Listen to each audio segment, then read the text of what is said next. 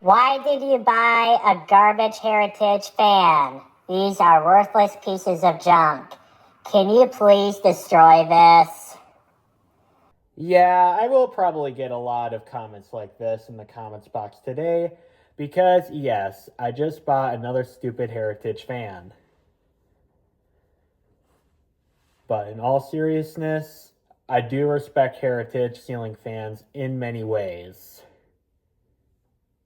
This is a 52-inch Alexis model. This is a model number H52UL, and it's from January of 2000. I got this ceiling fan for $20 on a Facebook listing. This fan was originally listed for $30, which I wasn't going to buy this fan. I mean, when I saw the listing, I was like, this is a really nice ceiling fan. I do love the appearance of this.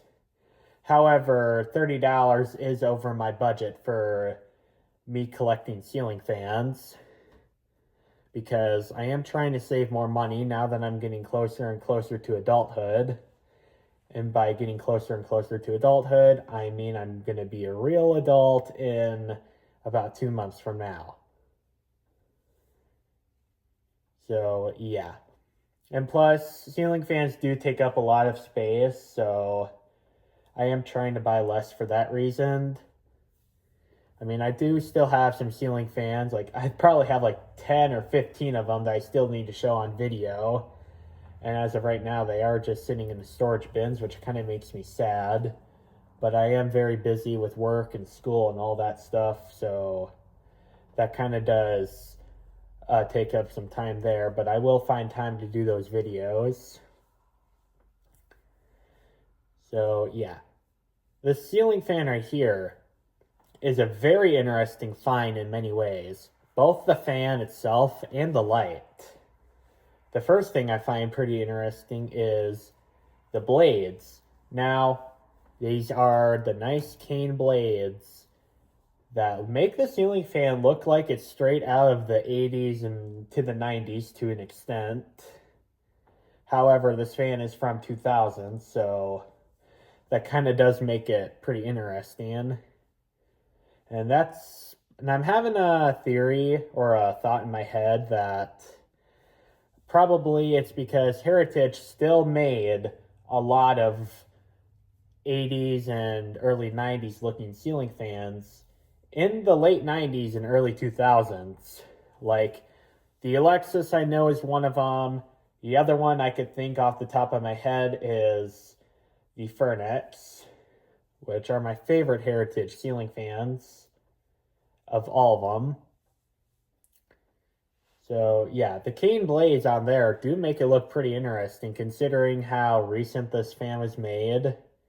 I mean, I shouldn't say this is a new ceiling fan because it is 26 years old as of the time of this taping, but this is a new ceiling fan to have cane blades, especially here in the US, because in the US by 2000, cane blade ceiling fans were long out of production.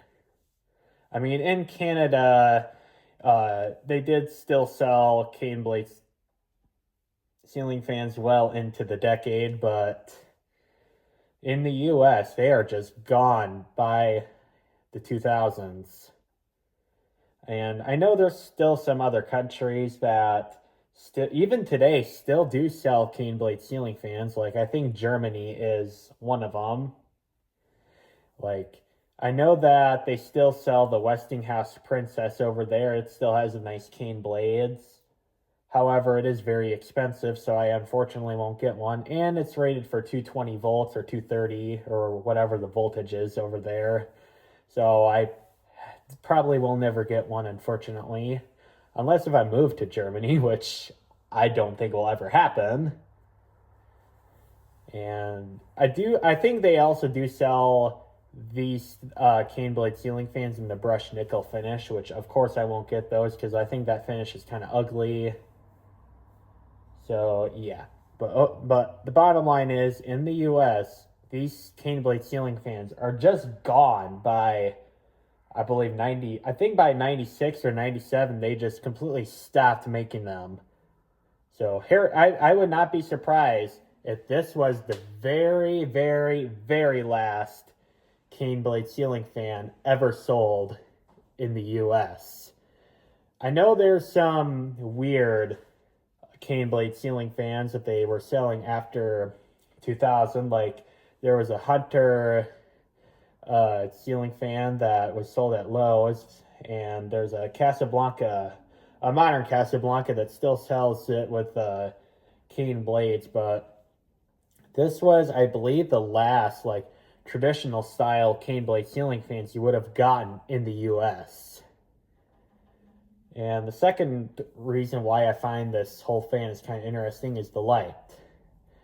Now, usually I'm not a huge fan of these bull lights, but this is an exception because this is a very nice one. This has the frosted glass like over here, or I should say fake glass, because this is made of plastic and it has like the clear fake glass in the center. So I kind of like that light kit for that reason. And this is an older bowl light kit. It's from 1999. So I have now the shade, as I was saying, this is made of plastic. I do have a love-hate for these. I love these because they're shatter resistant, so they won't shatter in a million pieces if you drop it on the ground. I am not going to do a drop test because I would be very upset if this shade broke, so I'm not taking that chance. And the second, and I mean the hate reason why for these light kits, or why I kind of hate them, is they are made of plastics and therefore it can melt. So you got to be very selective of what light bulbs you use. You cannot be using 200-watt light bulbs in this light. It would just completely ruin it. As a matter of fact, the only light bulbs I would ever use in these plastic lights are CFLs and DELs. And this particular setup now has a dimmer, so I unfortunately have stupid DELs in here, which these DELs I think came with my Hampton Bay carriage house too, which don't feel like, I would say a feather is heavier than those. Which, something I have been noticing is that the only DEL bulbs that I feel comfortable with usually are those really cheap piece of garbage bulbs, which I find is kind of funny. And yeah, I mean, I would not even trust a 60-watt incandescent bulb in this light because I feel like the heat is just going to be way too much for the light to handle. And as I said before, I would be very upset if this shade got melted or broke or shattered or whatever. So I'm only using DEL bulbs and that's it. Part of me cringes at that too because I like to use real light bulbs or CFL light bulbs. But I am using DELs with this because I don't want the shade to melt. Because unfortunately, I did learn this the hard way with a rare 90s light. Specifically the Quorum Axis, which sadly I put too strong of a light bulb in there and the whole shade melted. That was a bad day for me because I probably will never find another light kit like that again because that fan is ultra rare. So, I mean, I'm having a thought maybe that's why that fan is not very common, is because a lot of those lights melted. And what's sad is it's an early 90s fan, so stuff back then is expected to be built better. So, yeah. That was definitely a sad story for me. But anyway, let's not waste any more time. Let's get into the demo. Oh, that's the fan on. I don't want that on. Nope. Still has power. There we go. Here's the light. I'm using two 9-watt DEL bulbs in there. And this is what I don't like about DEL bulbs, is because in the camera, it looks like half of the light bulb or half the light shade is not even lit up. That's because I'm using these type of DELs in there, and therefore not a lot of light gets over the top of the shade. But you can dim these. These are absolutely dimmable.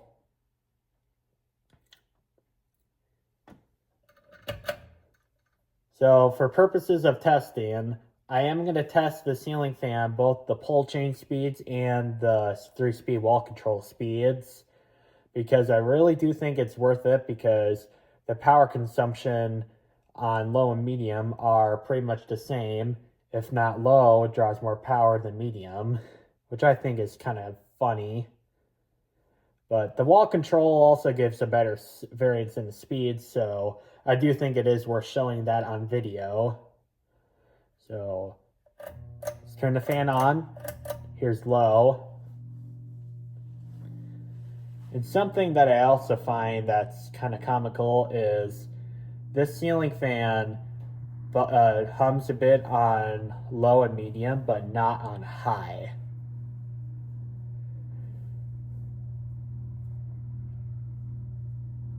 I don't know if this thing is up to speed yet, but I can absolutely tell this low is kind of fast for my preference. So as of right now, this fan is drawing 0.43 amps and 38 watts. And this is low speed, and it's throwing out a very gentle but noticeable breeze. Like, I would absolutely enjoy this in my bedroom.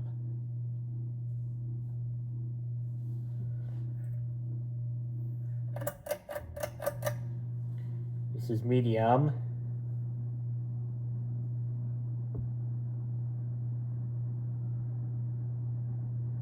This is drawing 42 watts and 0.41 amps.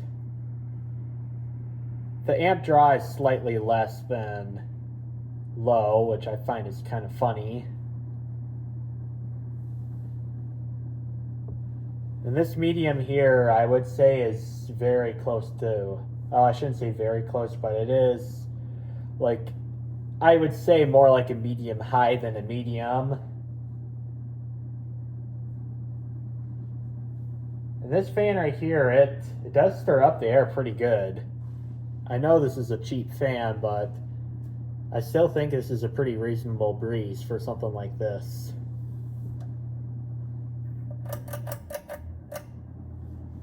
Now high.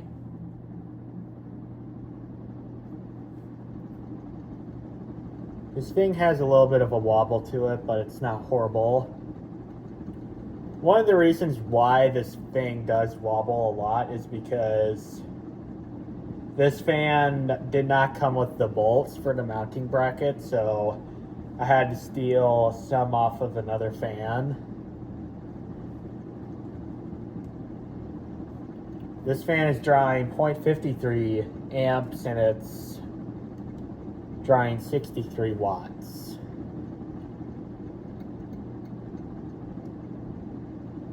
So I think the power factor is halfway reasonable in this regard.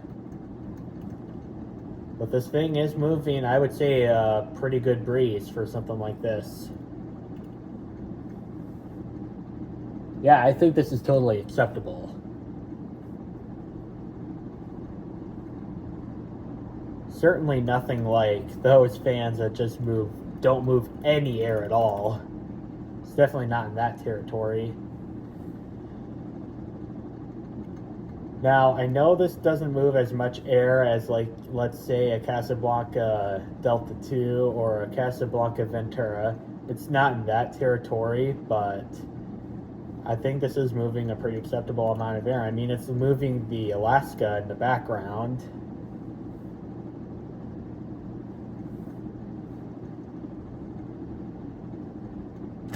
And now off. And no, I'm not showing this spin down time. I have too many other things to do today. just to show you guys that it works, I'm going to put that on the reverse. You can see it does work on reverse too. I'm not going to show you guys all the speeds on reverse because it is the same function but in the other direction. Now I'll show you guys the wall control speeds. Oops, I want that on forwards.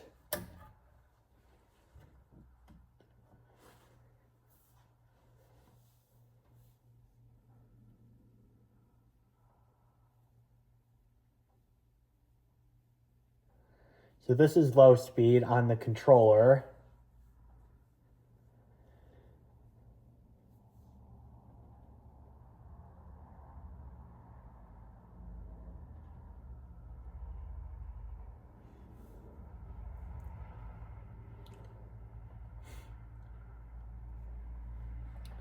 So this is low speed and it's doing a very slow low. Like I would say this is more reasonable.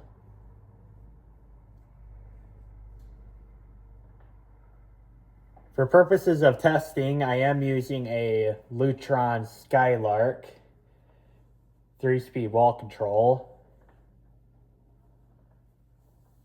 Now this thing does move a very, very, very gentle breeze. Like I would say this is a lot more desirable in a bedroom.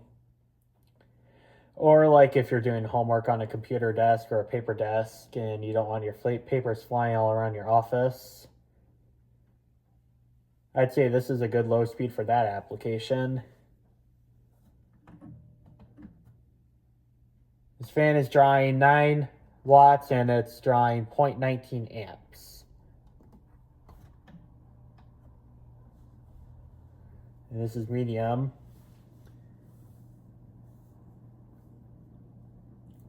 And this is, I believe it is a tad bit slower than the medium that's on the pull chain.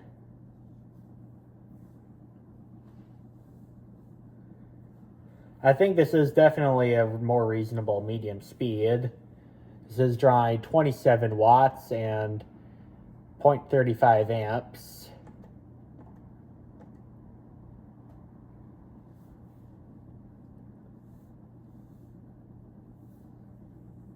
And now, of course, high.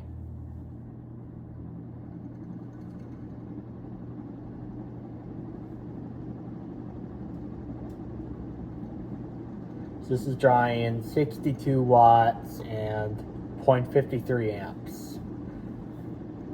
Of course, it's the same as the high speed that I showed before, with both the pull chain and the wall control on high. All right. I turned it off and hope you guys enjoyed the video and have a great day. Bye.